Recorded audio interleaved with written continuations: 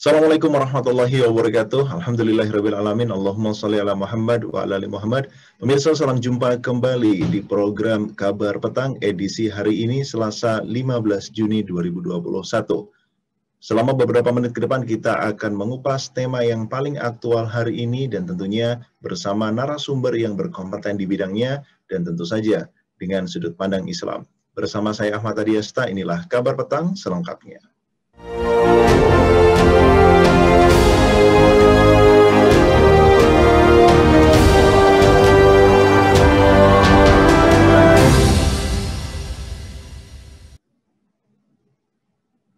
Pemirsa, mantan Wakil Ketua DPR Fachri Hamzah ikut melontarkan pendapatnya di tengah begitu ramainya perbincangan soal figur calon presiden atau capres untuk 2024.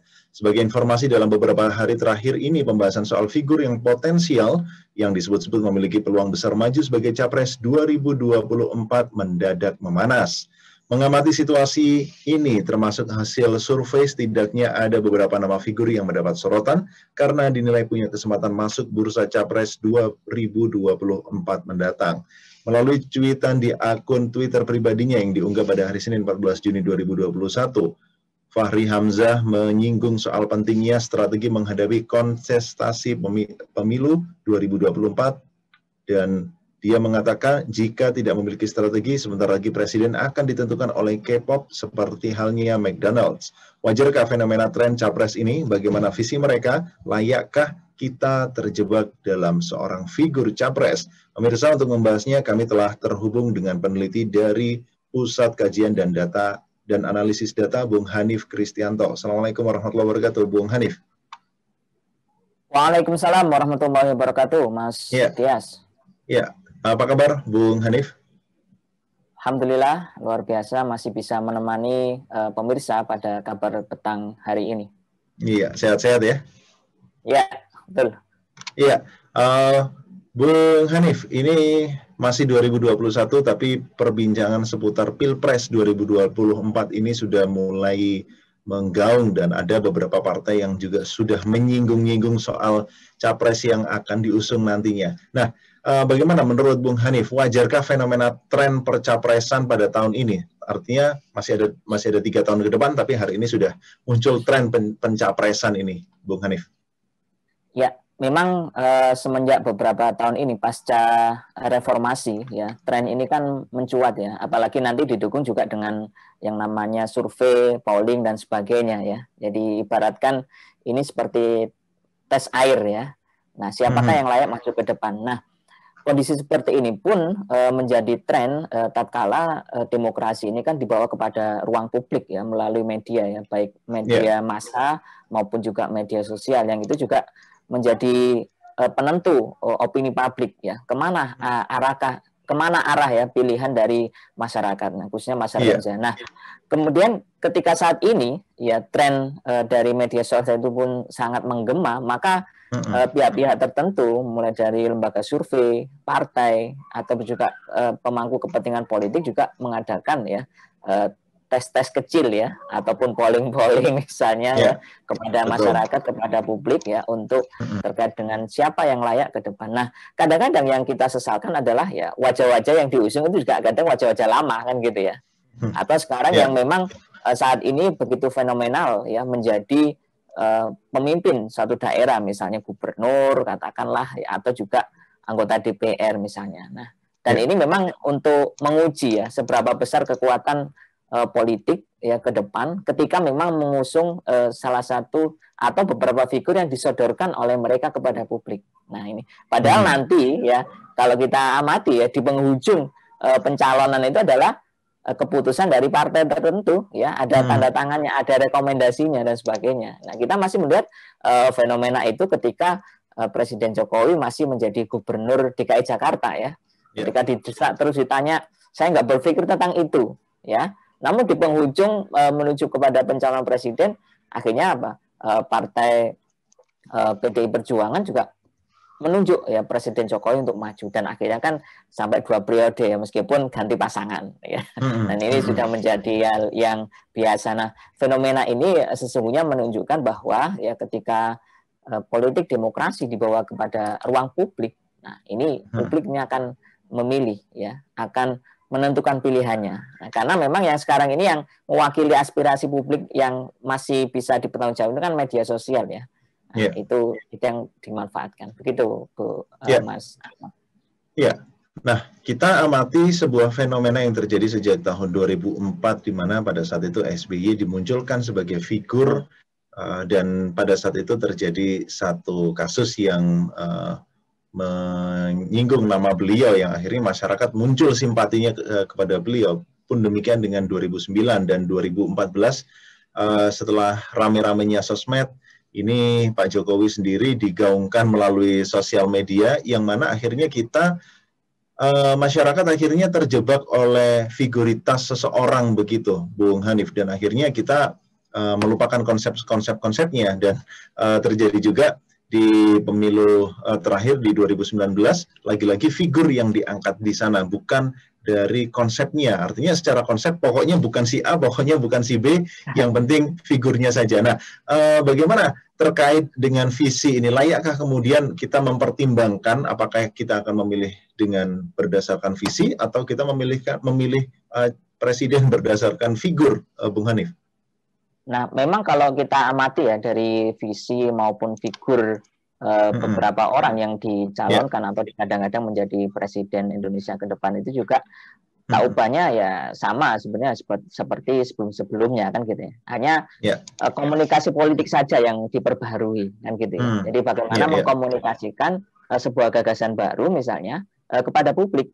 Ya, misal kalau dulu kita ini kan negeri dengan mayoritas petani ya, misalnya kan negeri agraris ya pada waktu dulu ya, Orde Baru misalnya sampai Pak Soeharto juga turun ke sawah dan sebagainya. Nah, kemudian juga ini berubah juga saat ini juga adalah negeri maritim yang digaungkan kan gitu ya. Bahkan dibangun misalnya tol laut dan sebagainya kaitannya dengan infrastruktur. Nah, memang visi misi dari beberapa figur ini kadang-kadang masih umum ya, masih global. Ya belum pada tataran teknis yang itu bisa menjadi praktis atau solusi dari segala persoalan yang ada di negeri ini ya. Kita ambil contoh misalnya Indonesia hebat kan gitu ya. Nah, kemudian diplesetkan ya, berani jujur pecat misalnya ya. Meskipun aja berani jujur ya, itu kaitannya dengan penanggulangan kasus-kasus korupsi. Nah, belum lagi juga peristiwa-peristiwa yang lain. Nah, kadang-kadang berubahnya visi misi atau arah Indonesia ke depan itu juga membingungkan ya. Sebenarnya mau dikemanakan nih Indonesia ini ya? Ya, ada yang menginginkan mungkin ini lebih condong kepada sekulerisme kan gitu. Bahkan itu sempat dimunculkan bahwa jangan sampai ada figur yang condong kepada kelompok Islamis kan gitu ya. Akhirnya dibantai habis-habisan di media sosial dan sebagainya itu. Nah, karenanya visi itu juga perlu dicek kan gitu ya. Jadi saya dulu juga pernah menulis analisis terkait dengan visi misi dari calon presiden pada waktu itu ya Pak Jokowi dan JK ya. Di tahun 2004. Nah, itu yang pernah saya tulis juga. Nah, kaitannya dengan kadang-kadang visi misinya ya bagus memang kan komunikasi politik ya, tapi dalam implementasi kadang jauh banget dari api ya. Nah, kalaupun figur, nah ini kan figur ini kan bisa saja diciptakan ya. Menjadi figur seperti apa, sosok seperti apa kan gitu ya. Atau yang disosokkan yang mungkin pada waktu itu gagah ya merakyat ya. Atau kalau zaman Orde Baru dulu misalnya sosok yang dekat dengan rakyat ya, sampai sekarang kita yang terngiang-ngiang ya. Iya kabar ya, seenak zamanku toh. Nah, itu yang bahkan ada loh ya sekarang ini bagian rakyat Indonesia juga masih menginginkan figur seperti Pak Soeharto yang memerintah di negeri ini sampai 32 tahun kan gitu ya. Nah, tapi lagi-lagi ya ketika kita terpaku pada figuritas yang kadang kita juga dikecewakan ya. Ya, meskipun lama ternyata juga ada korupsinya ya. Itu sisi-sisi yang lain kan gitu. Memang manusia itu ada sisi baik, ada sisi negatifnya kan gitu ya. Adanya juga disimbolkan simbol merakyat ya. Kemudian turun ke rakyat, turun ke jalan, ya. Turun ke selokan, kemudian turun ke sawah dan sebagainya itu digambarkan. Nah, makanya ya sekali lagi ya jangan sampai terjebak dengan visi misi yang masih global, masih umum dan figuritas. Lagi-lagi kita kan sering dikecewakan ya. Ini yang harus jangan sampai publik ini amnesia, begitu Mas.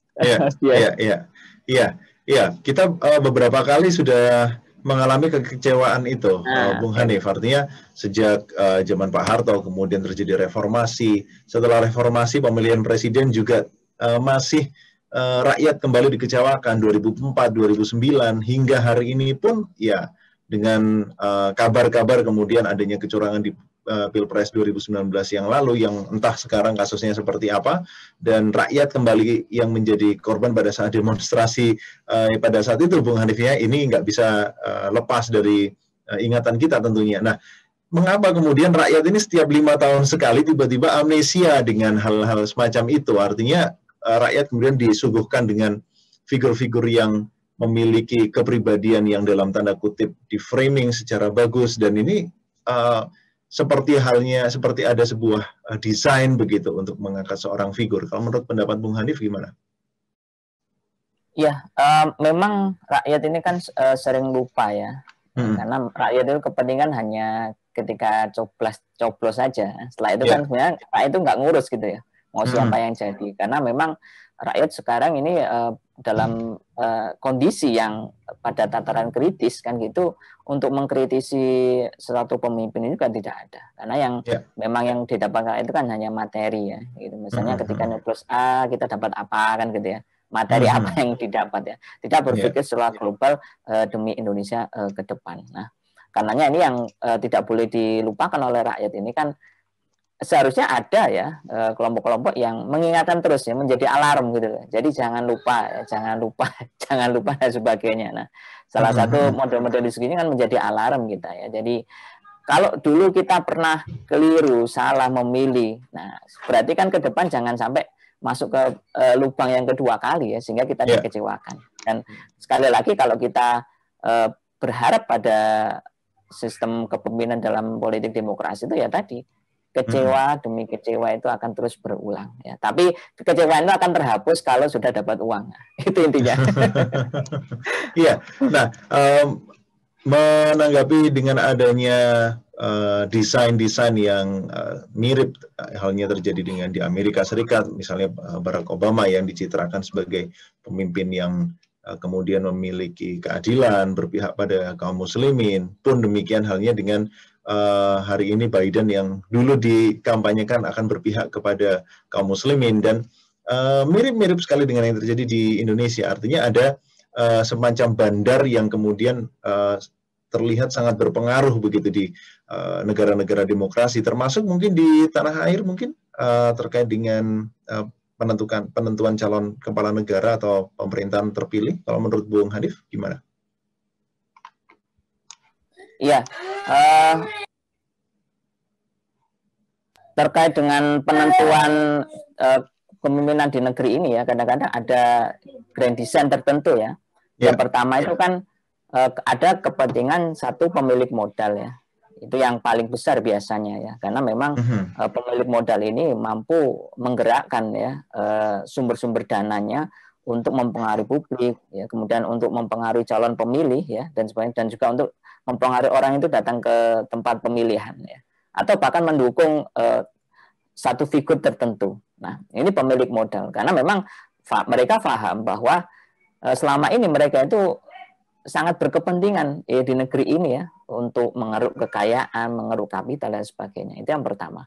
Yang kedua adalah yang menentukan adalah partai politik tertentu ya, khususnya biasanya adalah partai politik yang sedang berkuasa ya. Karena kan nanti biasanya dalam demokrasi itu ada oposisi dan ada koalisi. Nah, biasanya kalau sudah menjadi partai pemenang ya dengan suara mayoritas, makanya yang kita biasa sebut dengan partai koalisi itu kan ingin tetap berkuasa, memegang kekuasaan. Nah, nanti sebaliknya kalau partai ini kalah, kemudian suatu saat jadi oposisi, mereka juga akan menyerang ya. Jadi ya saling sebagaimana cuma kalau di Amerika itu kan hanya ada dua ya, ada ada Republik dan Demokrat ya. Kalau gantiannya sudah biasa. Cuman kalau di sini kan multi partai ya, tadi ada oposisi dan ada koalisi. Nah, itu yang kedua yang menentukan. Dan yang ketiga yang menjadi catatan kita adalah kadang-kadang orang yang menjadi figur yang dicalonkan itu sebenarnya hanya sebagai, kalau kita katakan ya sebagai petugas ya atau sebagai orang yang diletakkan di garda depan ya. Ada kepentingan-kepentingan lain di luar itu yang kadang-kadang ini yang nggak diketahui oleh publik ya. Makanya sekali lagi publik harus memahami bahwa satu figur atau figur yang dicalonkan di kadang-kadang menjadi presiden itu tidak berdiri sendiri. Ada rentetan ya. dari pemilik modal, dari partai penguasa, dan juga oleh kepentingan elit-elit tertentu. Begitu, Mas Tias. Ya, ya. Nah, terkait dengan Pilpres juga yang barusan Anda sampaikan bahwasanya ada pemilik-pemilik modal. Kalau kaitannya dengan pemilik modal ini pasti kita nggak bisa lepas dari fakta bahwasanya pemilu di Indonesia ini sangat mahal, Bung Hanif. Benar demikian? Ya, betul. Sangat mahal sekali. Sekali Iya, ya, mahal sekali. iya, sangat mahal sekali. Oke, nah bagaimana dengan kemungkinan atau mungkin ada Anda memiliki analisis terkait dengan kemungkinan politik balas budi, artinya orang-orang yang telah terpilih, pejabat-pejabat yang telah terpilih harus melakukan balas budi kepada orang-orang yang sudah memberikan mereka modal mungkin untuk mengikuti Pilpres? Ya, memang modal itu kan ada dua ya. Ada modal dana dan juga ada modal politik kan gitu ya. Modal dana tadi diwakili oleh para pemilik modal ya, atau cukong-cukong lah kalau kita bahasanya. Kalau dulu dalam bahasa sejarah itu ada tauke ya. Ya, yang untuk apa mendanai ya. Kadang tauke itu seperti bermain judi ya. Dua calon yang maju, satu juga dipasang, satu juga dipasang, mana kira-kira yang nanti menang kan gitu ya. Jadi bermainnya di dua kaki kan gitu ya. Jadi para pemilik itu seperti itu. Nah, kemudian yang tentu tidak setara tadi sudah sampaikan, tidak berdiri sendiri. Berarti kan harus ada apa yang bisa diberikan balas budi. Balas budi kan tidak mesti harus duduk di satu pemerintahan ya. Ya, kalau orang-orang pemilik modal itu yang nggak dibutuhkan ya, kecuali para relawan ya, mungkin ingin jadi komisaris, jadi dirut, nah, itu biasanya relawan ya, relawan ya kan. Nah, kalau bagi para pemilik modal biasanya adalah kebijakan. Nah, itu contoh tax amnesty misalnya ya, pengampunan pajak ya kayak gitu ya. Kemudian juga suntikan dana pada waktu peristiwa pandemi COVID-19 ya, yang itu juga dilindungi oleh konstitusi ya. Dulu kita kenal dengan peristiwa BLBI kan gitu ya. Bank Senturi juga seperti itu ya, mega korupsi ya, yang melibatkan juga elit-elit negara ini ya, negeri ini yang sampai saat ini pun juga ya prosesnya juga masih ruwet, masih bulat ya. Apalagi KPK juga mau dilemahkan dan sebagainya. Nah, balas budi seperti itu. Jadi kalau pemilik modal biasanya dalam hal kebijakan kan gitu ya. Tapi kalau biasanya orang-orang partai yang mereka mendukung kan gitu ya, jadi itu biasanya ya paling enggak nanti kalau dia berposisi sebagai presiden ya ada yang jadi menteri lah kan gitu ya, menteri atau wakil menteri lah paling enggak ya, nanti kalau menterinya di reshuffle nah naiklah jadi menteri ya wakilnya tadi seperti itu. Dan bagi relawan ya tadi dimasukkan ke pos-pos yang itu memang menjadi lumbung ya untuk mengeruk kekayaan melalui misalnya BUMN atau lembaga-lembaga yang lain. Nah, itu Mas Dias. Ya, ngomong-ngomong soal tax amnesty, hari ini ada opini di tengah-tengah publik yang sudah berkembang, yang orang-orang kaya, para pemodal dapat tax amnesty, yang masyarakat dapat teks beras dan nasi. Nah, ini apakah merupakan dampak dari politik balas budi ini, Bung Hanif? Dampak kepada masyarakat? Salah satu indikasi kan gitu ya. Jadi sebetulnya kepada siapa sih pemimpin negeri ini berpihak kan gitu ya. Betulkah kepada rakyat kecil atau memang kepada rakyat kecil tapi porsinya kecil. Karena rakyat itu kecil ya. Nah, beda dengan pemilik modal kapital yang memiliki modal besar ya, porsinya lebih besar. Nah, kira-kira demikian lah kalau masalah komunikasi. Ya terkait dengan opini atau isu agama yang juga marak di tengah-tengah Pilpres, di tengah-tengah pemilu biasanya yang seringkali diumbar adalah pilihlah orang-orang yang seiman begitu. Nah, sejauh ini Presiden Indonesia ini adalah orang Muslim, Bung Hanif. Nah, apakah kemudian ada perubahan ke arah yang baik tentu saja di negeri ini, dan memungkinkan negeri ini akan berubah menjadi Islami di tangan mereka? Ya, sepengamatan kami ya, jadi apakah negeri ini akan berubah menjadi negeri Islami dengan pemimpin yang dari Muslim juga? Tidak gitu ya. Hal ini disebabkan dari politik demokrasi yang memang berasal dari sekulerisme dan liberalisme ya, memisahkan agama dari kehidupan. Kalaulah ada itu nilai-nilai Islam atau nilai agama ya misalnya, itu hanya diakomodasi dalam ranah-ranah privat dan ibadah. Ya, selebihnya kalau dalam masalah hukum ya tidak. Jadi sebetulnya ya para pemilik modal kan juga sangat khawatir ya, misalnya jangan sampai ada kelompok-kelompok yang mengusung ya orang Islam menjadi misalnya pemimpin yang nanti akan menerapkan syariat Islam. Wah, gitu ya. Nah, itu sudah ada warning kan gitu ya. Artinya belum tentu orang Islam yang menjadi presiden kemudian akan menerapkan syariat Islam begitu. Ya, belum tentu karena pada faktanya di beberapa negara ya yang itu juga mayoritas Muslim tapi mengambil sistem demokrasi juga tidak menerapkan Islam secara menyeluruh kan gitu. Jadi kalau Islam ya hanya yang ada hanya ada yang keuntungan materi ya, misalnya zakat, infak, sodako, termasuk haji. Nah itu biasanya diurusi ya. Selebihnya itu kamu apakah mau melakukan kejahatan yang misalnya pembunuhan ya dan sebagainya ya, tidak akan sampai dihukum secara Islami kan gitu, tidak akan sampai secara kafah kan gitu. Hanya sebagian kecil ya, termasuk juga bank syariah itu bukan juga setengah-setengah gitu ya. Nah begitulah Mas. Jadi dasarannya itu karena demokrasi itu liberalisme sekulerisme, jadi siapapun yang menjadi pemimpin tidak akan pernah menerapkan Islam secara menyeluruh. Nah, itu. Meskipun nanti ada para yang mengatakan, oh nanti menerapkan syariat Islam ya, dilihat mendukung partai ya, begitu. Ya. Nah terakhir mungkin Bung Hanif, apa kemudian sikap yang harus diambil oleh umat Islam menyikapi konstelasi politik dan kontestasi pilpres di tahun 2024 mendatang? Ya, yang pertama yang perlu kita lakukan adalah kita sebagai seorang Muslim tentunya, jadi mengkaji Islam secara menyeluruh. Ya, tidak sekedar ibadah fikih atau ya ibadah-ibadah ritual, tapi juga bagaimana Islam juga mengatur masalah siasa. Bahkan dalam fikih siasa pun juga sudah dijelaskan ya kaitannya dengan bahwasanya pemimpin itu dipilih ya untuk dalam rangka apa? Menjaga agama, ya, juga menjaga agama dan mengurusi urusan rakyat. Itu yang pertama. Jadi harus pahami itu dulu. Apa politik Islam. Nah, yang kedua, ketika sudah memahami politik Islam, bahwa politik Islam itu dari ayat sunil ummah, ya dakhilian wa kharijian, baik dalam negeri maupun luar negeri, ya serta pemimpin itu amanah, karena ini mengemban amanah langit ya. Jadi nggak hanya kok diingatkan pemimpin itu amanah nanti kalau nggak aman masuk neraka, nggak hanya itu ya. Tapi ini betul-betul pertanggungjawabannya tidak hanya kepada manusia ya dalam laporan-laporan tahunan, tapi juga di hadapan Allah kelak. Ya kan?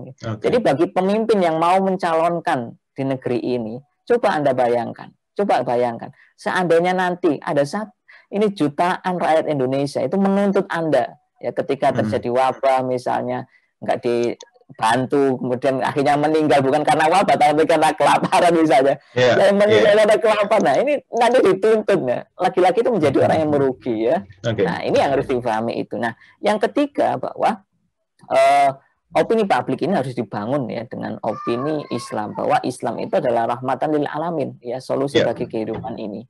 Itu yang paling penting. Dan sekali lagi jangan terjebak dengan figuritas, tapi ini harus kembali ya kepada apakah ada calon pemimpin yang mau menerapkan Islam secara menyeluruh, karena itu adalah perintah dari Al-Quran dan As-Sunnah. Begitu Mas. Baik, terima kasih Bung Hanif Kristianto dari PKAD atau Pusat Kajian Analisis Data, atas analisis dan juga datanya di kesempatan petang hari ini. Semoga lancar-lancar semuanya, semoga tetap dalam lindungan Allah. Selamat petang, selamat beraktivitas kembali. Assalamualaikum warahmatullahi wabarakatuh. Waalaikumsalam warahmatullahi wabarakatuh. Baik pemirsa, demikianlah program Kabar Petang edisi hari ini, hari Selasa 15 Juni 2021. Semoga banyak manfaat dan informasi baik yang bisa kita ambil dan menjadi pelajaran bagi kita semua. Sampai jumpa di edisi Kabar Petang selanjutnya di channel dan juga jam yang sama. Akhirnya saya Ahmad Adiasta pamit undur diri. Ihdinas siratal mustaqim wa afu minkum. Assalamualaikum warahmatullahi wabarakatuh.